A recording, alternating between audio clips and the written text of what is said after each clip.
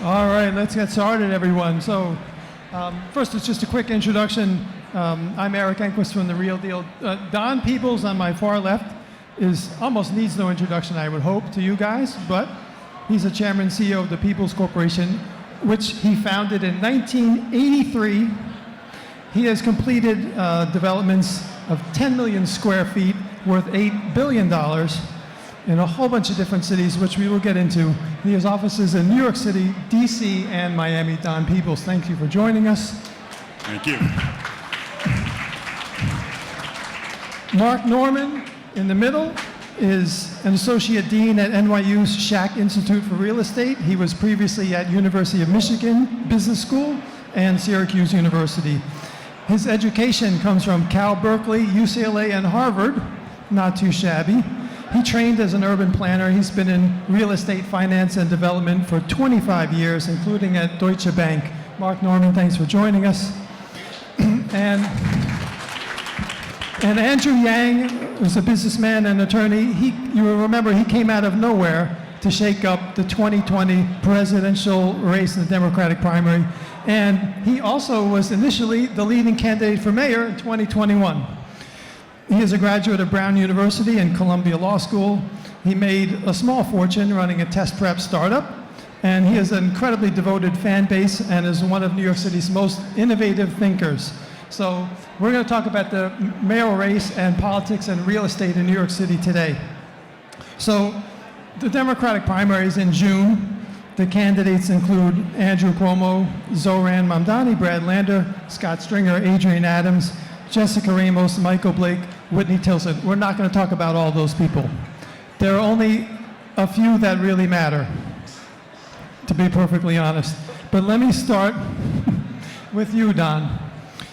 You've built in New York City, Boston, Atlanta, Washington, Charlotte, Miami, San Francisco, and Los Angeles. Where do you rank New York City government in terms of welcoming development and the ease of building here? Well, look, thank you. By the way, first of all, I want to make a point of clarity. When he said I started the business in 1983, I was 13. I'm just kidding, by the way, but I should have been. So, look, first of all, what I'd tell the first mayor of New York or the next mayor of New York, is that we have to open for business. I mean, New York City is a business. It is a $150 billion a year enterprise, and it requires somebody who understands business. And the number one local business in New York is real estate. And so you need to uncomplicate development of real estate.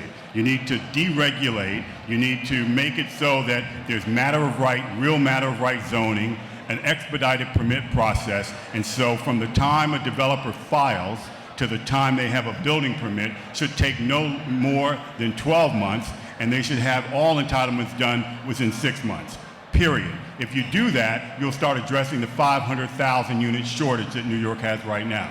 Are we at the bottom then in terms of all those other cities in terms of developer friendliness? Yeah, well, look, some of these cities have socialist mayors pretty much. I think that right now, Eric Adams is a dramatic improvement of Bill de Blasio, dramatic improvement. And so New York became a much more business-friendly city for real estate under Adams. He got distracted, obviously, and that has affected his ability to govern and the ability for the city to move forward. I would say the most business-friendly environment is the city of Miami. I'd say Charlotte, North Carolina, and the more moderate states that tend to be kind of middle of the road, the purple states, or the red states, tend to be much more business-friendly. And they all generally have matter of right. So for example, take Cleveland. Cleveland has a matter of right TIF program for any conversions of office buildings to residential. You don't have to apply for it, you just have to fill out a form and you get a TIF when you get your building permit and for a conversion and you start construction. So those are the kind of things that are necessary. But most businesses, like Washington, D.C., is also very business-friendly for real estate city, full matter of right zoning, no entitlement process unless you're rezoning. That rezoning process takes less than 6 months, and a building permit takes less than 6 months to obtain from start to finish. Well, and you compare that to New York City, where just to get to the starting line of your rezoning takes 2 to 3 years. and then another 7 months for the actual public review, and it cost you about $80,000 per unit additional for what you would otherwise be spending. Let me go to Professor Norman. So what is your take on the real estate environment in New York City and your confidence in any of these candidates to actually move the needle on any of these problems? Yeah, well, I mean, I'll just build off of Don's comment, which is New York City's a business. I mean, our GDP is about the same as Australia. So you have to really have somebody that has some business savvy, but also understands the basic math. And so I think any candidate that says, I'm going to build 100,000, 400,000, one is $1 million, I believe. Unless they're actually also saying the developers that they're going to work with and the policies they're going to change, I wouldn't believe them. And I think when we hear these numbers, right, like look at Adams, who actually has done a lot for housing. I mean, the rezoning, the city of Yes is an amazing achievement, and the housing plan is an amazing achievement. And you know, it's a good number of units, but it's much below what people are promising. So I would just look at that, because until we change some of these entitlements and the ways that deals get through and the way we allocate subsidy, we're not really going to be at the numbers that people are saying. He makes a very important point. The mayor of New York City is the second most difficult job in America in terms of a political job, the first one being president of the United States. So you can't learn on the job. The problem is that we tend to have mayors that learn on the job. Mike Bloomberg came in, hit the ground running, saved New York City and turned it around. Bill de Blasio came in never managing more than $1,200,000 budget and 12 employees, and look at the mess he left us. Eric Adams had limited management skills, and so he's learned on the job and got better as he went along. This time around, I think we got to look at, there's no time and no chance for us in the business community to take a risk on inexperience. Now, Andrew, you've actually met with some of these candidates. They've come to you for advice. I'm curious what they asked you, what you told them, what your opinion of them is. I think the city is going to get a lot more Cuomo-sexual in about 2 months. Having met with a bunch of the candidates, I mean, they all know that we need to build. To Don's point, on Mark's point, I've actually written the white papers or reviewed them, and you always want to have a big number, honestly. It's sort of like, can you outdo the last person? But the devil's in the details, and the question is, can you actually clear the red tape to allow developers to do what they need to do? One of the single biggest interesting elements of this race to me is there's this primary, the Democratic primary. How many of you all are registered Democrats? Raise your hands. You might not even want to admit it in this room. I'm not even sure. So you all know that the Democratic primary 9 times out of 10 is going to determine who the next mayor is. And when I was running for mayor 4 years ago, people would come up to me on the street and say, Yang, like, hey, I'm with you. I can't wait to vote for you. And then I would say to them, are you a registered Democrat? And they, just like 85% of you, would be like, no, I'm not. And then say, well, then you're not going to be able to vote for me in this Democratic primary because you need to be a registered Democrat in February of this year to vote in this June primary. So any of you who are thinking, hey, I'm going to register for this primary, it's too late already. So you have like a slice of the electorate deciding who the next mayor is going to be. And one of the most interesting elements of this time is that the current mayor, Eric Adams, has already thrown in his Democratic membership card and said, I'm running as an independent. He thinks that that's the path. So you're going to have the Democratic nominee, you're going to have the Republican nominee, you're going to have Eric Adams, and then you might even have an independent like Jim Walden, and then maybe one other candidate on the Working Families Party. So there are going to be 5 candidates that you can think of in the general election. And the bet that Eric Adams is making is that there's actually a better path for him there than there's going to be in the Democratic primary. You know, that's interesting, and I would point out that Andrew Cuomo will also have an independent line in November. And you know, we have ranked choice voting in the Democratic primary where, you know, your vote can spill over to other candidates. People can choose up to 5 candidates. That is not true in the general. In the general, there can be vote splitting. So if Cuomo and Eric Adams are both on the ballot, they're going to share, I think, some votes. and maybe that opens up the door for someone else. I don't know. Yeah, you could have someone win the general election with 28% of the vote, 32% of the vote, something along those lines, if you have 5 candidates. So I just want to talk about some of the problems facing the industry and the city and the political environment for solving them. So I'm just going to mention 5, and you could pick one or you can pick something else. We have a 1.4% vacancy rate. It's almost impossible to find an apartment. There's not a single construction loan's been issued for a 485X project yet, and all the project filings are for 99 units, nothing over 100 because the wage scale is too high. So we don't even know if you can build multifamily anymore. There's a socialist polling second in the Democratic primary. I think that's a problem for a lot of people in the industry. There's been systematic defunding of rent-stabilized housing. Rezoning takes 3 years and adds $82,000 per unit, or something else. If you could just, Don, maybe pick one of those and tell us what do you think could be solved. I just want to comment on the socialist you're describing, Zoran Mamdani.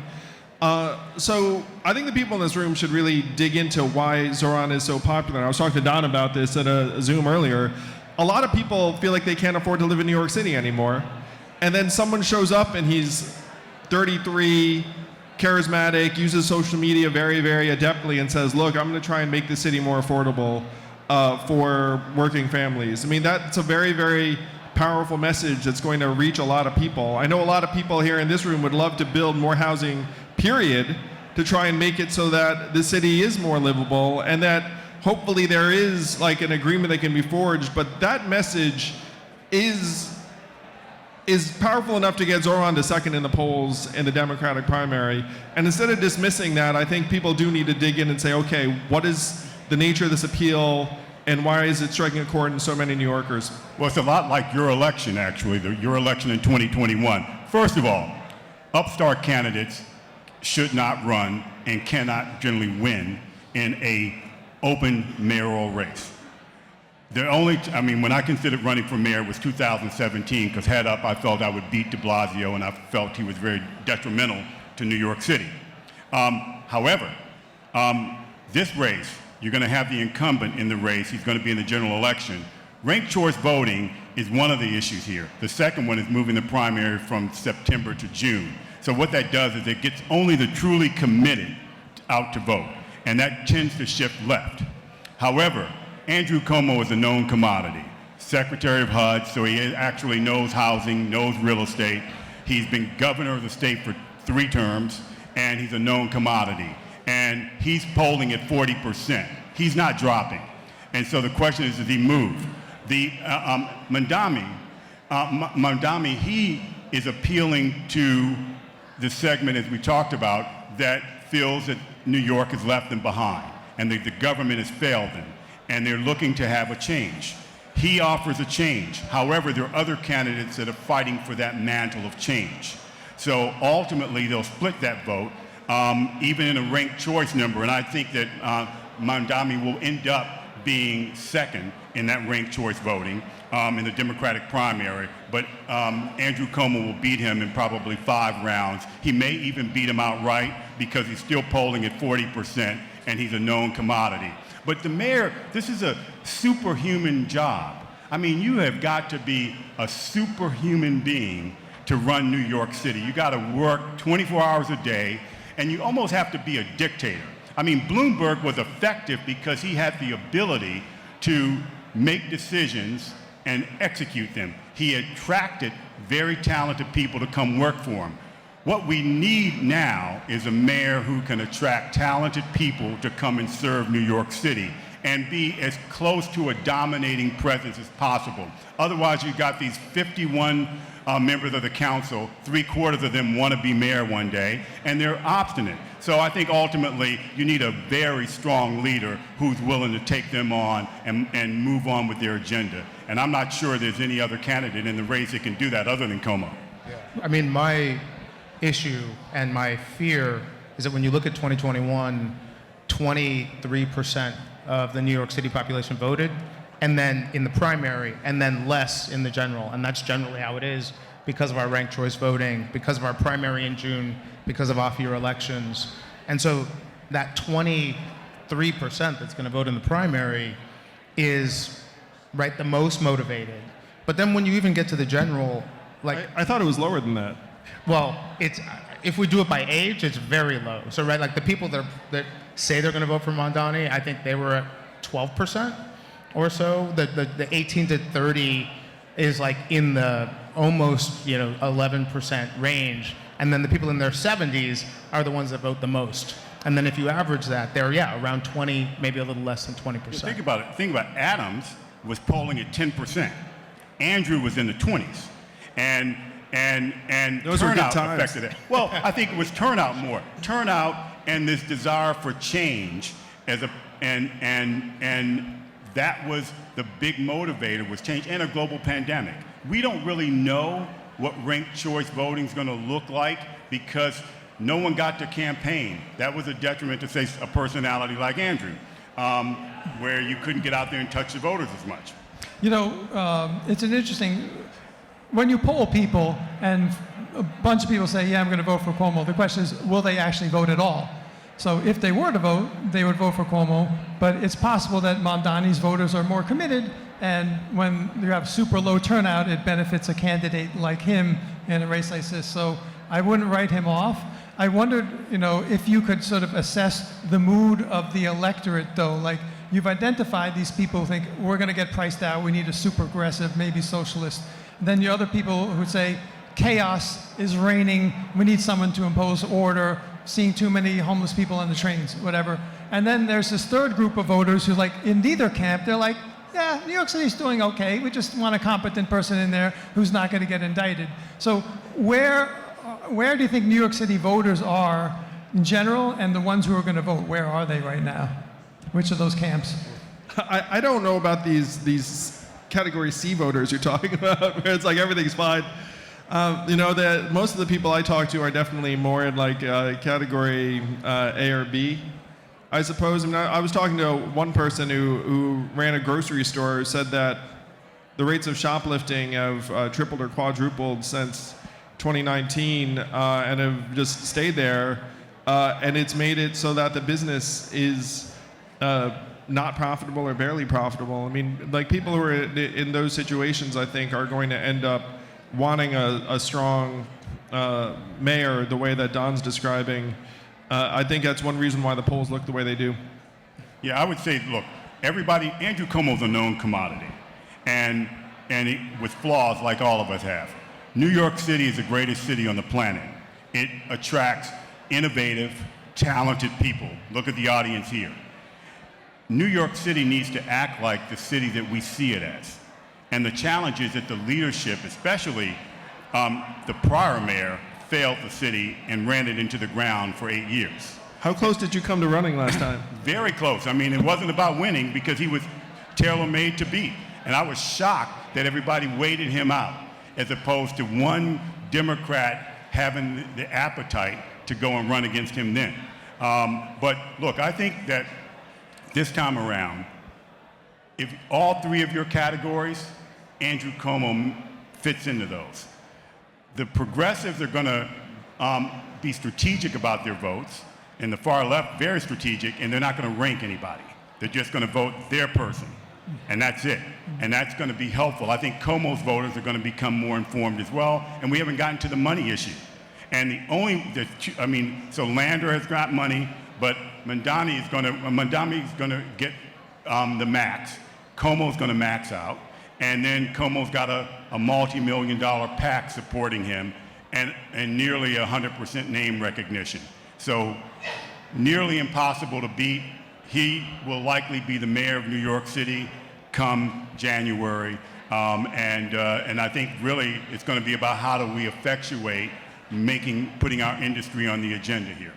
And I would just say, I don't know if I would put the A, B, and C, but more like who can get Staten Island and Borough Park and Park Slope and the South Bronx. Right? I mean, to Adam's credit, he got a coalition that nobody else in the general was able to do, and I wonder who that person is. Is Cuomo, name recognition, known quantity, it seems like that person.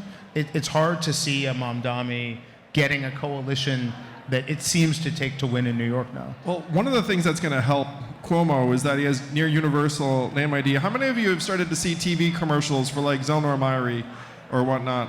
So, no, you don't watch TV? You don't watch sports? Knicks games? No? Anyway, so there's a matching fund system in the New York City mayoral environment that's going to make it so that virtually all of the candidates that we're talking about are going to be on TV. And so it's going to be tougher to create a one-on-one dynamic, which is what someone would need to try and challenge Cuomo in a way. It's like, what the dynamic now is like Cuomo and sort of like these other candidates, and each of the other candidates going to have like a TV presence, because you have the 8-to-1 matching system, and then that money ends up going into media. So I think that's one of the reasons why Cuomo's position is going to be very difficult to challenge. Yeah, you know, the interesting thing is going to be the general election. I thought early on, once Eric Adams made his deal with Donald Trump, I felt that he couldn't run as a Democrat because it made him too toxic. And then I felt that he would run as an independent and ultimately a Republican. So everybody watch out. I believe Eric Adams will be the Republican nominee for mayor as well. Let's keep in mind he was a Republican before he became a Democrat. And then that allows Donald Trump to weigh into the New York City mayor's race. He wants to, this is his hometown. He wants to be king of New York. He wants New York back. So he is going to put a lot of effort into this. And he is going to help Adams have an unlimited war chest if that happens. And also, his eye is on the statewide race where the governor is almost a dead woman walking. And so you're going to have a very competitive race here. So this is these are two-step process here, but I think we got to get ready for the general election. And I think Adams's pay dirt is if Mamdani ends up being the Democratic nominee, then everybody who's a capitalist flows to Adams, and then he would get reelected.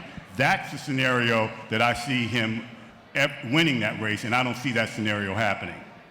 I don't know, Donald Trump is probably the single most unpopular figure in New York City, and if I'm a consultant... No, Kathy Hochul's less popular. Oh, in the city, I'm sorry, statewide. Okay, city. So Don, I've been assuming that the Republicans nominate someone else, like probably Curtis Lewa, who's been the nominee, I think, a couple times in a row. It would surprise me if Eric Adams was the Republican nominee on both sides, but if that happens, that'd be fascinating. I'd be surprised by it. Well, I don't think we know Curtis can't win, and we know who the head of the Republican Party is Donald Trump. He's the President of the United States. The President of the United States wants you to get out of the primary, and he's the President of the United States and the head of your party. You're getting out. He's getting out, most likely, and Eric Adams will step in and be the Republican nominee. It makes no sense to have made a deal with Trump and not get that. Right, that may happen, but if he runs as Trump's candidate, I don't think he has any chance, so we disagree on that. I want to ask you about labor, organized labor, which we haven't talked about at all, but they're a big factor when it comes to real estate and politics in New York City. So what is your opinion of the role that organized labor, such as construction unions, the hotel trades workers, 32 BJ are playing right now? And I'll throw a couple issues at you. You know, the wage floor for 485X was from the construction unions. That's why no one's building 100 units or more. Why is no one building hotels? Because you need a special permit now. Thank you, hotel trades workers, Bill de Blasio. So what is your view of how the unions are? Are they really a big negative right now or am I exaggerating that for real estate? I'll answer it. Yes, they're negative. And by the way, as I said, de Blasio ran the city in the ground. I mean, we need hotel rooms. We need jobs. The biggest problem of housing in New York is the artificial barriers to build it. If we could get those out of the way, that would be a big difference. But the unions have become unregulated PACs. So basically, they take money that they get from their workers and they scare the weak-kneed politicians who placate them. They got a different person. They come walking in the door this January, and Como's sitting in there. They won't be pushing him around like Bill de Blasio. And I think that that's been the problem. I mean, Mike Bloomberg, the reason we had this prosperity is he stood up to them. And he wouldn't even renew the city's workers' contracts for the time he was in office. So I think ultimately, the challenge is that we in the industry are transactional. And the real estate business, we're transactional. Developers feel they can hire lobbyists and buy their way to safety, as opposed to engaging and picking a candidate that they want to run the city, picking candidates that they want, and supporting those people who support us. I think the single biggest change you could make would be to allow independents to vote in these primaries that we're talking about. Because if you were to do that, then the interest groups have less sway. You know, it's just math, where if you cordon off the vote to, you know, whatever it is, I think it's lower than you were saying. I think it's like 10, 11%. I agree. In I think primary. it was very low this last time. Yeah. So if you're looking at 10, 11% of the vote, and then you can move the needle, you know, you broaden that voting pool to 15, 20%. That's a game changer, and that's the kind of thing that would happen if everyone in this room could vote in the Democratic primary in June, if you so desired. You know, and you shouldn't necessarily need to register as a Democrat in order to do that if it's going to be your mayor. Like, you know, you can see it in the name, like Democratic Party. It's like, okay, what is the pro-democracy justification for making it so that you can't vote in their primary unless you registered 4 months in advance? That does not increase turnout. That does not like make it more representative of the people. That's just a control thing. And so if you change who can vote, then you wind up with a very, very different conversation with any special interest. You know, I think everyone in this room should pay attention to the Charter Revision Commission. And you're like, why the hell would I pay attention to that? The Charter Revision Commission could make that change that Andrew Yang is talking about, could put on the ballot open primaries. Anyone can vote. You're paying for elections you're not allowed to participate in. I mean, like, it really does not make much sense. Like, if you can just say, look, if I'm paying taxes, which everyone here, I guarantee are paying taxes in the city, it's like I should be able to vote in the election that's going to matter. And the Charter Commission is looking at this right now. That change would be a game changer and would improve incentives, candidates, and eventually policy. You know, by the way, one thing, I think you're both right about the numbers. If you look at the percentage of registered Democrats who voted in the primary, maybe it's low 20s. If you're looking at the percentage of New Yorkers who vote, it's like 10. It's like no one. Go out and try to find people who actually voted. Very, very difficult. Now, Don, you actually supported a PAC in Washington, D.C. that tried to make a difference in that Democratic race. What difference do you think the PAC supporting Andrew Cuomo can make? It has $3 million. A lot of that money is from real estate. I don't know if you have contributed, but there's a lot of money in there. Yeah, you can, what a PAC does, I mean, we used it in Washington, D.C. to unseat a mayor who had won all 165 precincts in Washington, D.C. And we had a candidate who basically was retired at 75 years old, almost 75 years old. And we beat him by depressing turnout for him and disqualifying him by educating voters. So what the PAC can do is they can stop a breakout candidate by educating the voters on their positioning. So I think that that'll have, again, it will preclude anyone from breaking out. I think that Mamdani is fighting for a slice of the pie and a slice of the vote that's so carved up. The vote for change, the vote to go left, Brad Lander, Zoran. There's so many. So the challenge is that what a PAC does is it makes it so no one breaks out, and then everybody understands that these are socialists, these are candidates that are really not the candidate you want. And I think that education of the voters gives Cuomo a little bit more wind in his sails. And in fact, I think that could be the difference of making it so he won outright. Remember, de Blasio won without a runoff, where you had to get 42% of the vote back then, and he was against Christine Quinn, who was a front runner. And she was a front runner, and Bill Thompson, the former controller who had run against Bloomberg. And he won. Everybody thought it was going to be a runoff, and Quinn and de Blasio wasn't even polling first or second; he was polling third. And so, in the end of the day, I think Cuomo, with the power of this PAC, could close it out without going to 2, 3, and 4, and 5. That would be a message. Well, you know, you finished at the buzzer. I don't know if that was intentional or not, but my little timer just showed 0, so that was excellent timing, Don. You're going to get the last word on this.